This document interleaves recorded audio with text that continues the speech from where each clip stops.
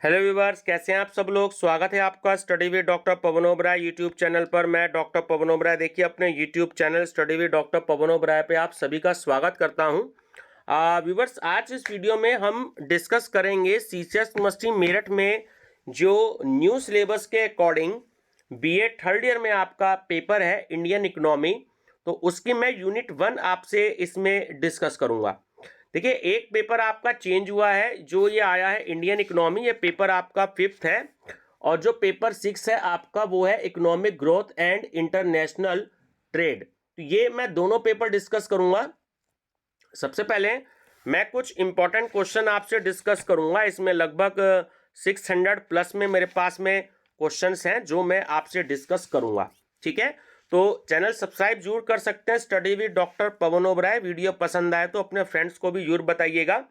और इसमें Indian economy की प्लेलिस्ट बनी हुई है बच्चों, तो आप ये सारी वीडियो जो है प्लेलिस्ट में जाकर के विजिट कर सकते हैं। तो चैनल जरूर सब्सक्राइब कर लीजिएगा जब भी प्लेलिस्ट आएगी, और बेल आइकन जरूर प्रेस कर लीजिएगा ऑल नोटिफिकेशन के लिए। ठीक है, देखिए यूनिट 1 जो है वो मेंशन है कि आपको इसमें क्या स्टडी करना है, जो कि सीसीएस यूनिवर्सिटी मेरठ ने डिजाइन किया हुआ है। तो nature and structure of Indian economy में है growth and composition, sectoral development in Indian economy and their interrelationship, utilisation of resources, nature and human, population and migration, poverty and income inequalities in India, unemployment, magnitude and policy measures. तो ये तो students आपका syllabus है। ठीक है, 4 unit है, तो सबसे पहले मैं चारों यूनिट में सबसे पहले सिलेबस बताऊंगा आपको कि क्या है। उसकी भी मैंने एक अलग से प्लेलिस्ट बना रखी है, तो आप देख सकते हैं। चलिए, मैं अब आपको क्वेश्चन बताता हूं कि ये बहुत इंपॉर्टेंट क्वेश्चन है स्टूडेंट्स। ठीक है, आंसर मैंने मेंशन कर दिया है। इसके बाद कुछ इंपॉर्टेंट क्वेश्चंस कराऊंगा। जब ये क्वेश्चंस खत्म हो जाएंगे तो वहां पर मैं आंसर नहीं दूंगा। चलिए, नवीन जनसंख्या नीति 2000-2001 के प्रमुख उद्देश्य हैं। तो 2005 तक जनसंख्या में स्थिरता, 2000 तक ये सन से मतलब है ना, सन 2005 तक जनसंख्या में स्थिरता, 2000 तक प्रजनन दर में कमी, और गर्भ निरोध और स्वास्थ्य सेवाएं। ये तीनों ही उद्देश्य रहे हैं। तो डी ऑप्शन करेक्ट है उपयुक्त तीनों। राष्ट्रीय जनसंख्या आयोग की स्थापना कब की गई? तो वो की गई स्टूडेंट्स 30 जुलाई 2000 में, है ना। आंसर मेंशन यहां पे किए गए हैं 30 जुलाई 2000 में।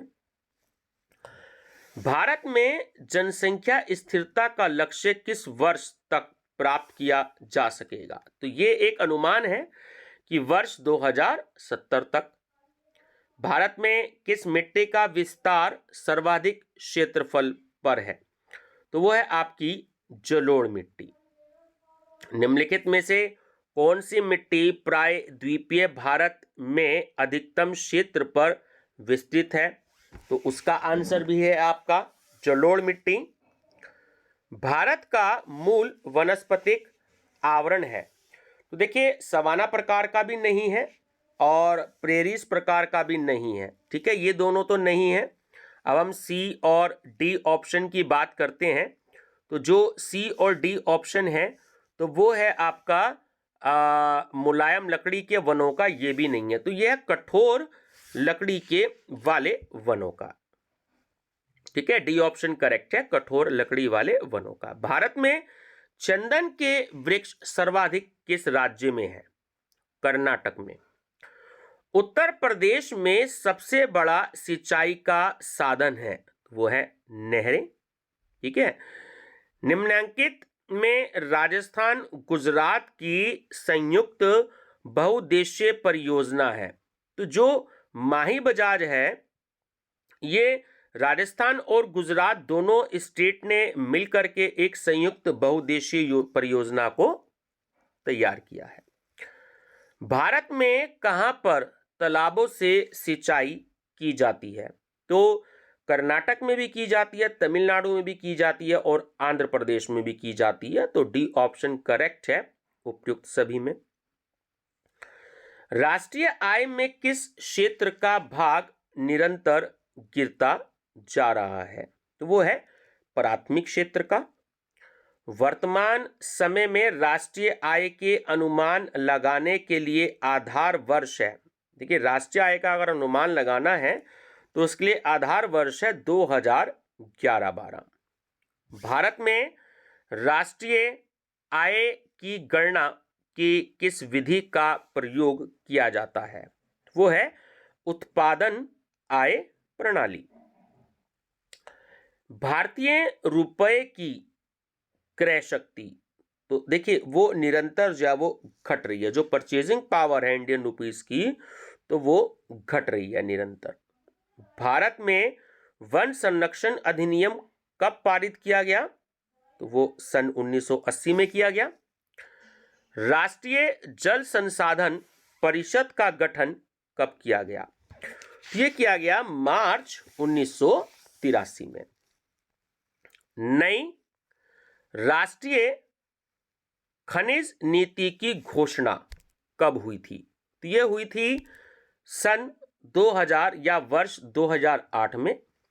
भारत का भू क्षेत्र संपूर्ण विश्व का 2.4% है। तो बच्चों, ये भी एक अपने आप में क्वेश्चन है कि भारत का भू क्षेत्र संपूर्ण विश्व का कितने परसेंट है? तो 2.4 आपको ध्यान रखना है, जिसे विश्व की कुल जनसंख्या के कितने भाग का पालन पोषण करना पड़ता है? तो वो है 16.7%। ठीक है, बहुत अच्छा क्वेश्चन है।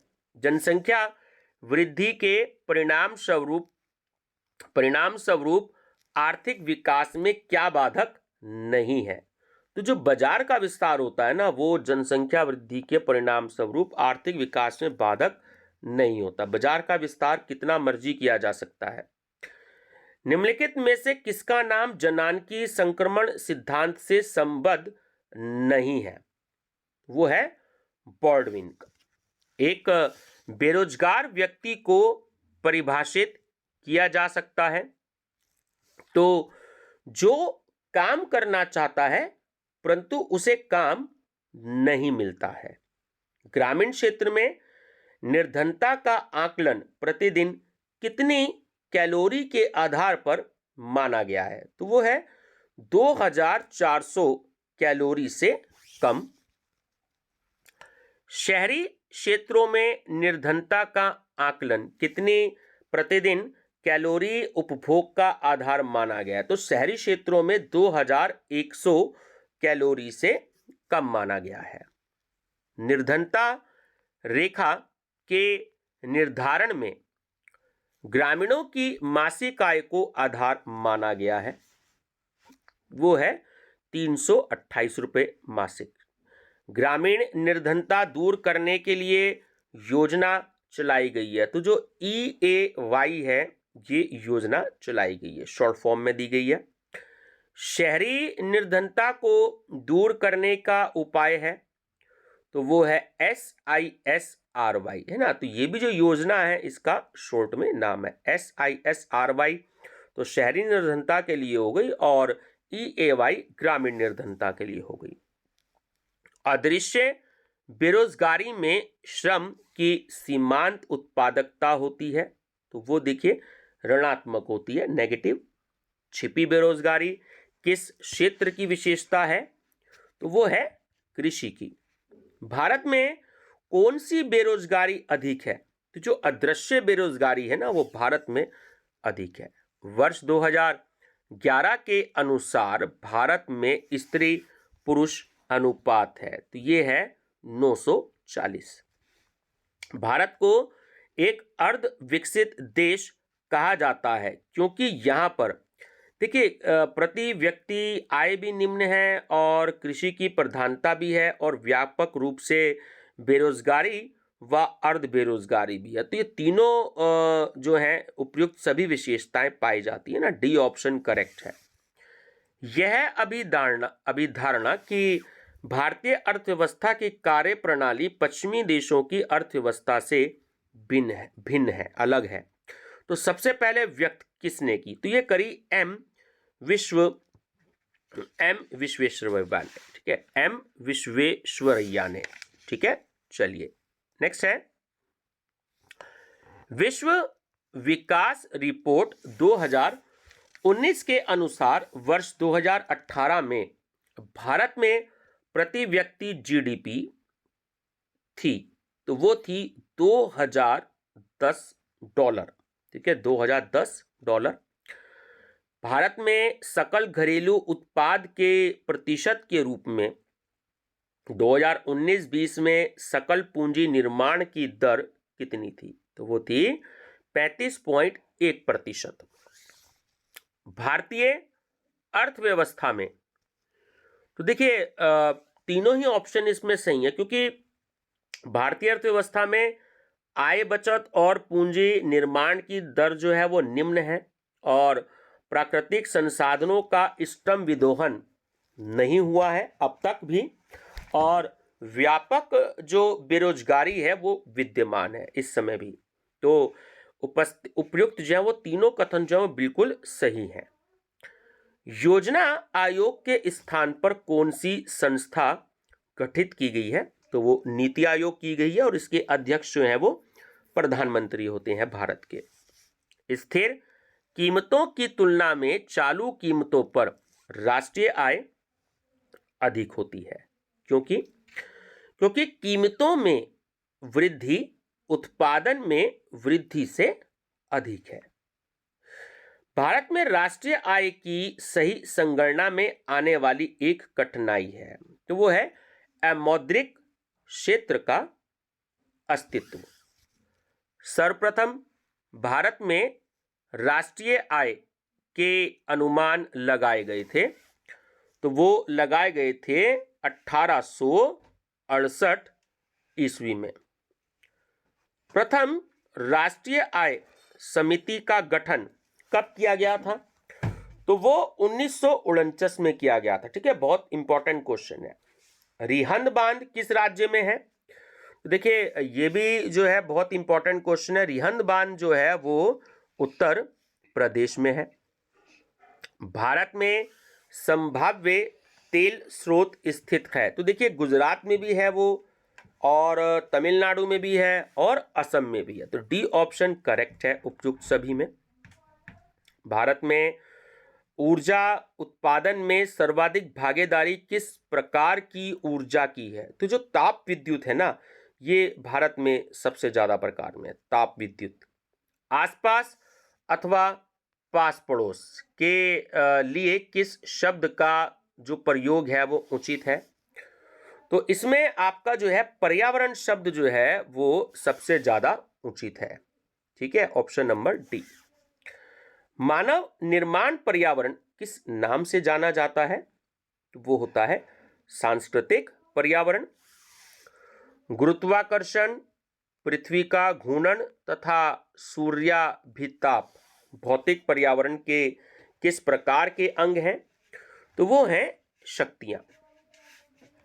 पर्यावरण के अजैव तत्व हैं, तो देखिए अजैव तत्व जो होते हैं वो वायु, जल और शैल, जिन्हें इंसान ने नहीं बनाया है ना, वायु, जल और शैल। प्रथम योजना में उद्योग एवं खनिज के विकास के लिए कुल व्यय किया गया, तो वो किया गया था 97 करोड़ 97 करोड़। किन वर्षों के काल को योजना अवकाश कहते हैं? तो वो कहते हैं 1966 से 1969। कोयला खानों का राष्ट्रीयकरण किया गया, तो कोयला खानों का राष्ट्रीयकरण सन 1976 में किया गया। 15 अगस्त 1995 को एक नई योजना चलाई गई जिसका नाम है, तो वो है national social assistance programme, NASP, राष्ट्रीय सामाजिक सहायता कार्यक्रम। प्रधानमंत्री की रोजगार योजना के तहत ऋण प्राप्त करने के लिए लाभार्थी का कम से कम कौन सी कक्षा उत्तीर्ण होना आवश्यक है? यानी कम से कम उसको 8th क्लास तक जरूर पढ़े हुए होना चाहिए और उसमें पास भी होना चाहिए। ठीक है, तो 8th क्लास तक वो पढ़ा होना चाहिए और उसको पास भी होना चाहिए। ट्राइमेस का कार्यक्रम का मुख्य उद्देश्य क्या था? तो ट्राइमेस कार्यक्रम का मुख्य उद्देश्य था ग्रामीण युवकों को स्वरोजगार के लिए प्रशिक्षण देना। भारत में बेरोजगारी की समस्या मूलतः है, तो वो है संरचनात्मक। ग्रामीण क्षेत्रों में महिला एवं बाल विकास कार्यक्रम, जिसे हम शॉर्ट में DWCRA कहते हैं, तो निम्नलिखित में से किस कार्यक्रम की एक उप योजना है? तो वो है समन्वित राष्ट्रीय विकास कार्यक्रम की। ट्राइसेम के लक्षित समूह में किस आयु वर्ग के युवा आते हैं? वो 18 से 35 वर्ष के बीच में आते हैं। भारत में अधिकांश अदृश्य बेरोजगारी पाई जाती है, वो कृषि में पाई जाती है। काम के बदले अनाज कार्यक्रम के परिवर्तित रूप को क्या नाम दिया गया था? देखिए, पहला ऑप्शन तो ये बिल्कुल भी नहीं है। अगर हम अगले क्वेश्चंस की बात करें तो वो है आपका सी ऑप्शन, NREP।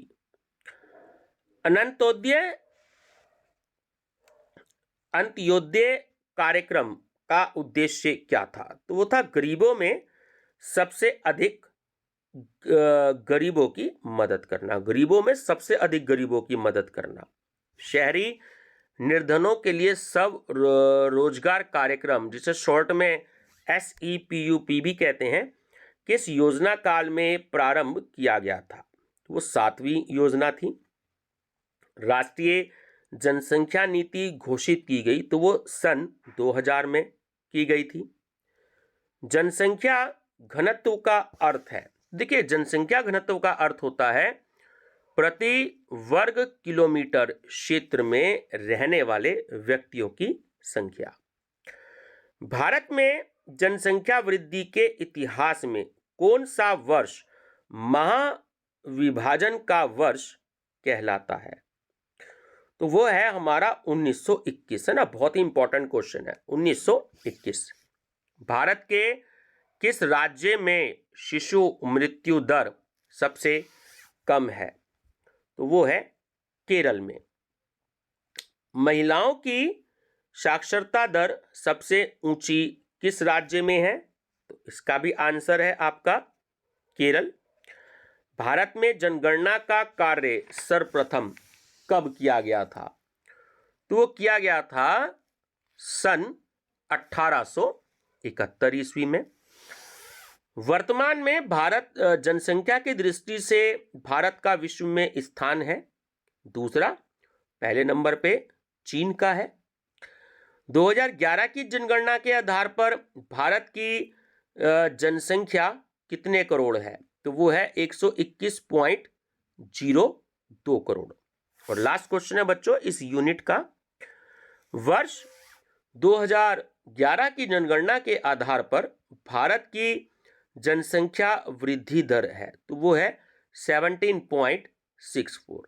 ठीक है व्यूअर्स, तो बने रहेगा मेरे चैनल पर study with doctor Pavan Oberoi पर। आप दोनों सब्जेक्ट की PDF मात्र 80 रुपए में आप मुझसे परचेज कर सकते हैं, यानी कि 40 रुपए में आप मुझसे ले सकते हैं इकोनॉमिक लॉ के इंडियन इकोनॉमी के MCQs, और 40 रुपए में ही आप मुझसे ले सकते हैं जो आपका दूसरा पेपर है economic growth and international trade. तो कम से कम इन दोनों में मैं आपको जो है 800 प्लस में क्वेश्चन दूंगा, 800 प्लस में इंडियन इकोनॉमी में और 800 प्लस में आपको मैं दूंगा economic growth and international trade में। तो 80 रुपीज में आपको मैं 1600 प्लस दोनों में मैं आपको क्वेश्चंस प्रोवाइड कराऊंगा। तो डिस्क्रिप्शन बॉक्स में मेरा मोबाइल नंबर है, आप सिर्फ मैसेज करिएगा उसमें कि आपको चाहिए मीडियम कौन सा है, हिंदी और इंग्लिश दोनों मीडियम।